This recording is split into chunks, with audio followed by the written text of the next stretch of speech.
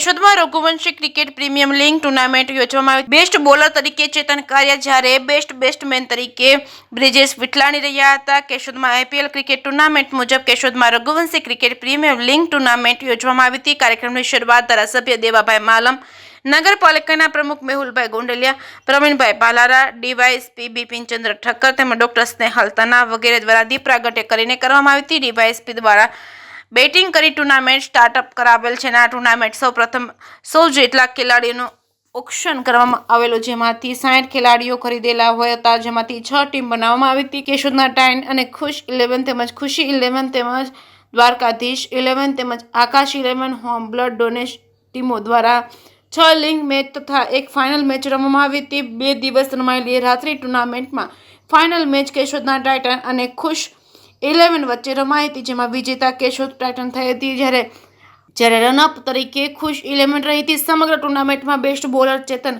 કારિયા અને બેસ્ટમેન બ્રિજેશ વિઠલાણી રહ્યા હતા। વિજેતા ટીમને ટ્રોફી તથા રોકડ પુરસ્કાર સીએ વિપુલ વિઠલાણી દ્વારા આપવામાં આવેલ છે। સમગ્ર ટુર્નામેન્ટ દરમિયાન લાઈવ કોમેન્ટ્રી દીપેન અંટાળા તથા બાબાએ આપેલ અને એમ્પાયરની સેવા ડીપી સાય તેમજ જીતુ તેમજ હાર્દિક પંડ્યા દ્વારા આપવામાં આવી હતી। સમગ્ર ટુર્નામેન્ટને સફળ બનાવવા રઘુવંશી કાર્યકરો દ્વારા ભારે જહેમત ઉઠાવવામાં આવી છે।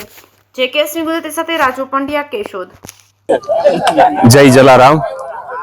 આજ રોજ 5 એપ્રિલ 2025 ના રોજ ફાગડી રોડ ખાતેના ક્રિકેટ મેદાન ઉપર રઘુવંશી ભાઈઓ દ્વારા રઘુવંશી ક્રિકેટ પ્રીમિયર લીગ કેશોદનું આયોજન ડે નાઇટ ક્રિકેટ ટુર્નામેન્ટનું આયોજન કરવામાં આવેલું છે, જેનું ઉદ્ઘાટન કેશોદના ધારાસભ્ય શ્રી દેવાભાઈ માલમ તેમજ નગરપાલિકા પ્રમુખ મેહુલભાઈ ગોંડલિયા તેમજ કેશોદના રઘુવંશી સમાજના આગેવાનો અને અન્ય અગ્રણીઓ સાથે તેમજ ડીવાયએસપી બીસી ઠક્કર સાહેબ પણ ખાસ આ તકે ઉપસ્થિત રહ્યા હતા અને આ ટુર્નામેન્ટને ખુલ્લી મૂકવામાં આવી હતી।